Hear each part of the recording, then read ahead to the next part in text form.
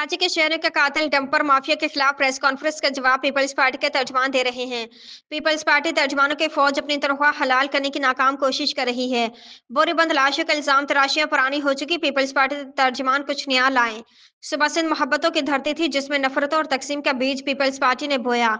सिंध के अवामी लसानी तफरी की दाग बेल पीपल्स पार्टी ने 70 की दहाई में रखी। आज पीपल्स पार्टी सिंध के बासियों के लिए नफरतों का इस्तारा बन चुकी है। लाड़काना कश्मीर से कराची तक सुबह तबाही और बर्बादी की तस्वीर बना हुआ है। हेड गवर्नेंस और करप्शन से सुबह की आवाम आजिज आ चुके हैं। सिर्फ ट्रेड क्राइम और हैवी ट्रैफिक माफिया के हाथों मरते लोग पीपल्स पार्टी रहनुमा को दिखाई नहीं देते।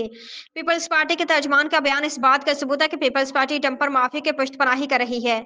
दिन के औकात में हैवी ट्रैफिक और डंपर माफिया को आजादाना नकलो हरकत की इजाजत देना सिंध हुकूमत की पॉलिसी लगती है। लगता है डंपर माफिया के रिश्वत के पैसे ट्रैफिक पुलिस समेत सिंध हुकूमत के अला अहदेदारों तक जाते रहे। पीपल्स पार्टी रवायती बहुसदा इल्जाम तराशी और हर धर्मी का मुजाहरा करके अवाम को मजीद बेवकूफ नहीं बना सकती।